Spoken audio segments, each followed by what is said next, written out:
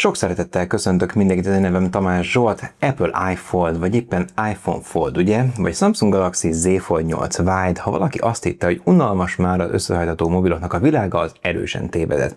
Vagy legalábbis a pletykák szerint elvileg tévedni fog, hiszen ezek a készülékek még nem jelentek meg. A kezemben lévő Honor Magic V6 viszont már Magyarországon is kapható, méghozzá szuper vékony és vízálló dizájnnal, erős, bár egy kicsit visszafogott hardware-rel, 50 plusz 64 plusz 50 megapixeles hátlapi kameratrióval, valamint a kategória legjobb üzemidejével. Persze ettől még nem lesz filléres eszköz, az árából akár egy Honor csúcsmobil és egy tablet is kijön. Megéri akkor? Ti mit gondoltok? Írjatok meg a véleményeteket, nyomjatok egy lájkot és csengőt, én pedig elmesélem, hogy mit kell tudni a Honor legújabb foldable telefonjáról.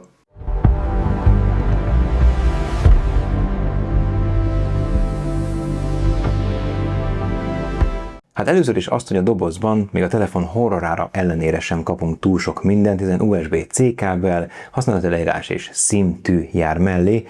Mind az adaptert, mind az előlapi kijelzővédő fóliát utólag kell beszereznünk, viszont a belső kijelző kapott legalább védelmet, amit nem szabad egyébként leválasztani róla. A kialakítását tekintve ez egy őrületesen magas szintű telefon, nem csak a minőségérzetre, hanem hogy 156,7x, 145,6x, mindössze 4 mm-es kinyitott méretben, de összecsukva is szinte ugyanakkora, mint egy iPhone 17 Pro Max, pedig itt két kijelzővel lehet dolgozni. Ráadásul a tömege sem húzza majd túlságosan a zsebünket, hiszen 219 g-ot nyom. Mindamellett pedig, ami üdvözlendő, hogy IP68 és IP69 por- és vízállósági minősítéssel is rendelkezik, vagyis ellenáll akár még a magas szintű vízsugárnak is. Mind a kettő kijelző támogatja a stylust, vagyis az érintő ceruzának a használatát. A jobb kezünkhöz esik az a bekapcsoló gomb, ami ujjlenyomatolvasót is tartalmaz. Ez jól működik, de egyetlen egy hátrány, hogy amikor magunk mellett tartva sétálunk, a telefont a kezünkben hordva, akkor azért ehhez hozzáérhetünk, és mivel többször nem oldjuk föl, utána be kell pötyögnünk mindenképpen a jelszavunkat, vagy éppen akár a kódunkat. Emellett ott van még a hangerőszabályozó billentyű, felül és alul is van egy hangszórónk, remek hangminőségben szólal meg a telefon, mind a vokálok, mind pedig a mély hangok elkülönítők, és jól szólalnak meg tényleg. Akad még egy USB Type-C 3.2-es port alul, közvetlen társaságában pedig ott van egy tálca, amire 2 darab nanoszimet helyezhetünk, emellett támogatott az eSIM is természetesen. Több színben vásároltam meg a készülék, az arany az ilyen kicsit modernebb, de talán egy kicsit csicsásabb, a piros pedig nagyon vagány. A kamera azért valamennyire kitüremkedik, szóval hogyha itt tesszük le, akkor nem billeg, ha kinyitjuk, akkor viszont igen.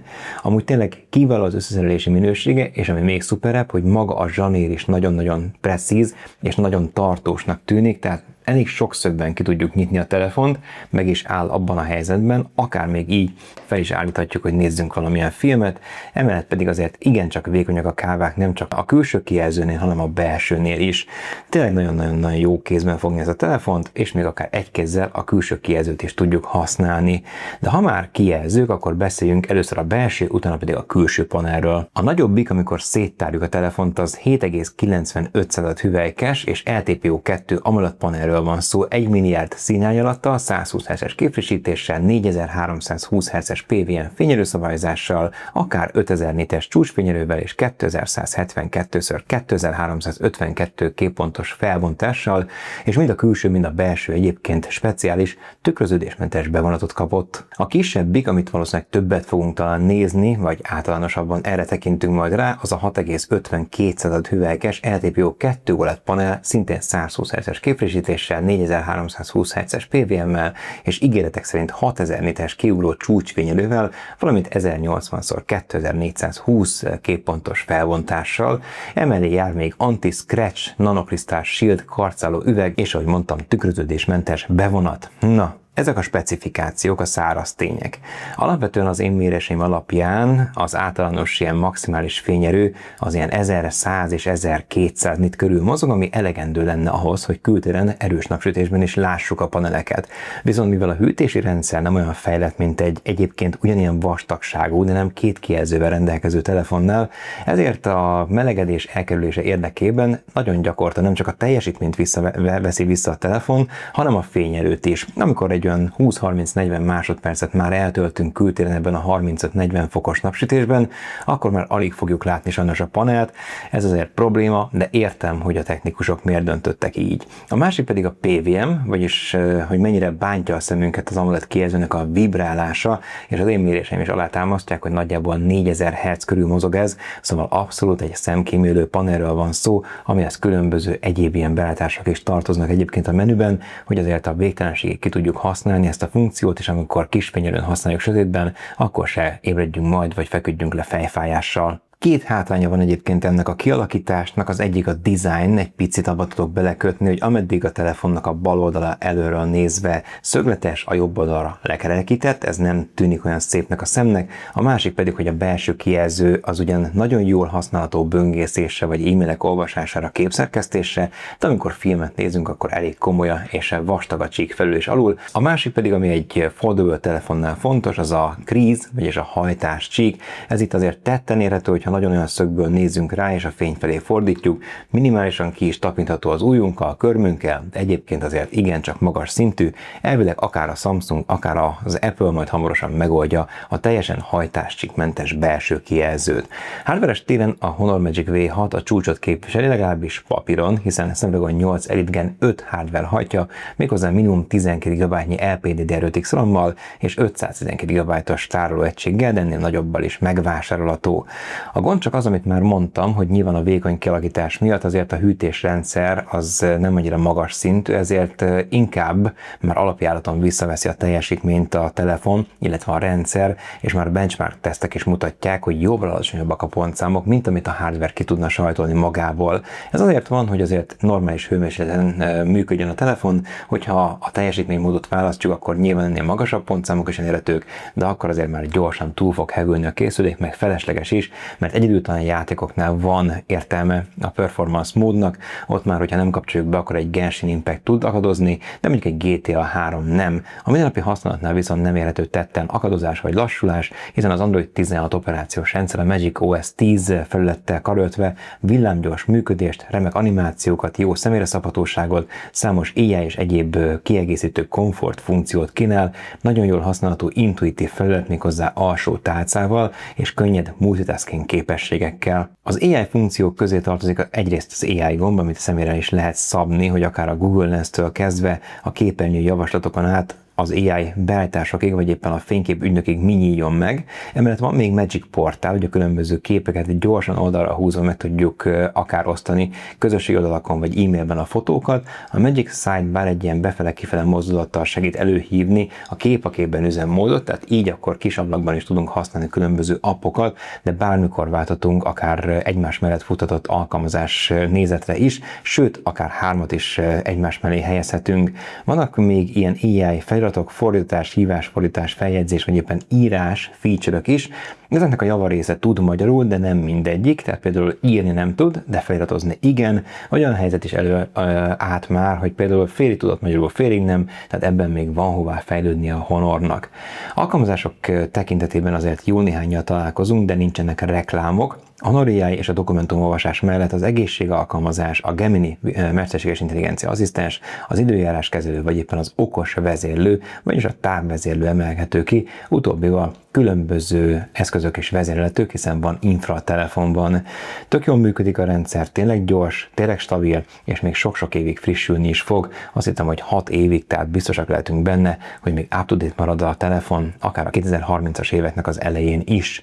De lássuk a kamerákat, hiszen azért sokszor egy foldable telefonnál itt kell a legtöbb kompromisszumot megkötni, a Honor Magic V6 esetén viszont nem. A főkamera az egy 50 megapixeles f/1,6-os rekeszértékű egység, még hozzá PDAF autofókusszal, optikai képstabilizátorral, és emellé jár még egy 64 megapixeles f/2,5-ös, szintén PDAF-es és OIS-es háromszoros optikai zoom egység, ami 6-szoros digitális kivágásra is képes, és még egy ultraszéles látószögű 50 megapixeles, 122 fokos autofókuszos, vagyis makrofotózásra is alkalmas egység. A kamera szoftver könnyedén kezelhető, átlátható, színnyitva pedig azért rengeteg funkciót ellát, és itt vannak képarány, mozgófénykép, expozícióállítás, vagy mozgásérzékeléses képrögzítés, manuális fókusz, rácsvonalazás, de lehet a szenzorok között is váltani, illetve még ilyen friss, varázsszínű filmeffektusok és klasszikus nézetet is választhatunk, igénybe vehetjük az AI segítséget is.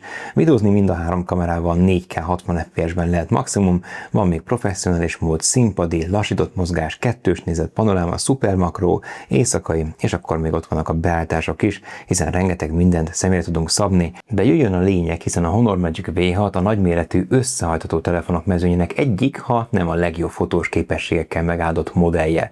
Nappali fényviszonyok között mindhárom hátlapi kamera kiváló, rendkívül karakteres képeket készít, széles dinamikatartománnyal, remek kontraszttal és kifejezetten élénk vibráló színekkel. A fő és a háromszoros telefotó egység részletgazdagsága kiemelkedő, bár néha a főszenzornál megfigyelhető, enyhén szemcsésebb textúra, a makrofotózásra is alkalmas ultraszéles látószögű pedig szintén pazarul teljesít szabadtéren, jó fényviszonyok között. Éjszaka és kedvezőtlen fényviszonyok mellett a hajlítható kategória korlátaihoz mérten kifejezetten stabilan helytáll a rendszer, a főkamera és a telefotó modul megtartja a jó részletességet, a pontos fehér egyensúlyt és az élénk színeket, még ha a sötétebb árnyékos részeken elő is fordul némi zajosodás és szoftveres lágyulás, amin egyébként egy minimális expozíció emelés javíthatna, míg a hátlapi kamerákkal lőtt selfie és portrék csúcsminőségűek, addig a kijelzőkbe vágott 20 megapixeles előlapi kamerák nappal és éjszaka is alul teljesítenek, lágy és enyhén pixeles eredmény nyújtva, így, hogy a komolyabb képeket szeretnénk, akkor érdemesebb a kihajtott telefon hátlapi kameráit használni,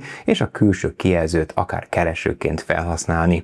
Ha a videózásra tekintünk, akkor az a helyzet, hogy lényegében a Honor Magic V6 mindhárom hátlapi kamerájával képes ugye 4K 60 fps felbontású HDR támogatású anyagoknak a rögzítésére, míg a professzionális mód a főszenzornál log profilú felvételeket is engedélyez. Nappali fénynél a videók a fotókhoz hasonlóan élénk színekkel, pontos fehér egyensúlyra és igen magas, esetenként már túlzóan erős kontraszttal rendelkeznek, miközben a kamerák közötti színvilág szépen összehangolt, a részletgazdagság pedig a fő és a zoom kameránál a legjobb.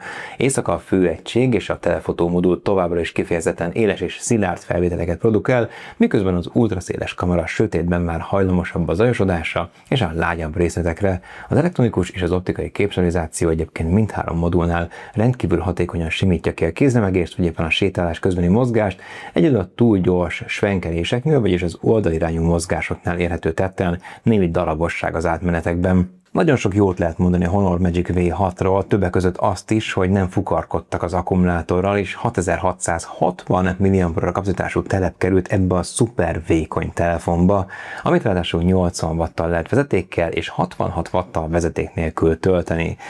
Alapjáraton ez így 1 óra töltést jelent, amire ritkábban kerül majd sor, mint az átlagos foldable-öknél, hiszen egy 6-8 órás kijelzőidő megvan, hogyha böngészünk, e-maileket olvasunk, videózunk. Nyilván a fotózás és a játék azért jobban le tudja meríteni, de a nap végén elegendő lesz leghamarabb is töltőre dugni a telefont, ha pedig valaki egy kicsit visszafogottabban használ egy ilyen multimédiás szörnyeteget, akkor pedig majd 2 naponta fogja etetni. Mondom, egy olyan nagyjából fél óra alatt már egy félnapnyi üzemidő biztos, hogy belepumpálható.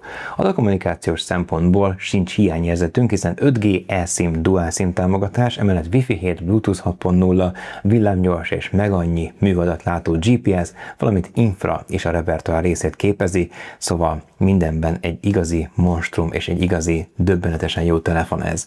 Viszont nincsen fizikai közelségérzékelő szenzor, ettől függetlenül viszont hívások közben nagyon jó a hangminőség, el is sötétedik a kijelző, amikor a fülünkhöz emeljük, de azért nem annyira stabil ez a működés, mint egy fizikai szenzornál. Hát szóval eddig azért elég jó az összkép, de lássuk a fekete levest. Memóriadrágulás és ilyen válság, olyan válság ide vagy oda, azért a 850 000 forintos kezdőár igencsak keménynek mondható, hiszen ebből már azért bőven kijönne egy Honor Magic 8 Pro csúcskészülék, akár egy Honor táblagép, és még lehet, hogy maradna pénzünk egy Honor okosórára is.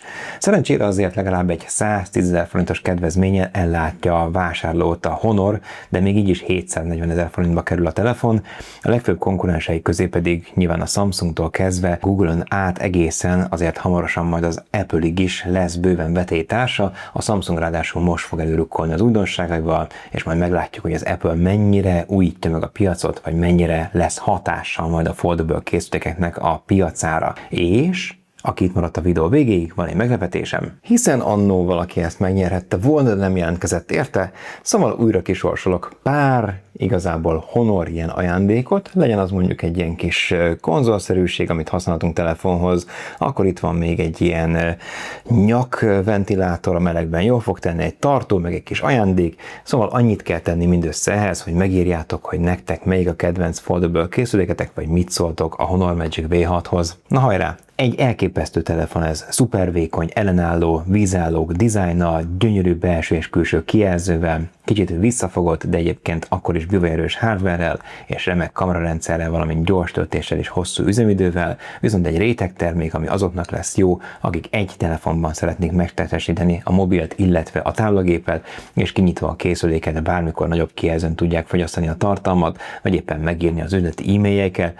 Tényleg a Honor lerakott egy tökéletes telefon szinte, de azért majd meglátjuk, hogy mik lesznek a vetélytársaknak a válaszai, vagy hogy mennyi fog fogyni belőle, akár Magyarországon, akár Európában. Na mit gondoltok róla? Tetszik, nem tetszik? Költenétek ennyit egy telefonra? Írjátok meg kommentben, ne felejtsetek el nyomni egy lájkot az algoritmus miatt, kérlek, nagyon fontos, kövessetek a különböző közösségi oldalakon is. Sziasztok, szép napot!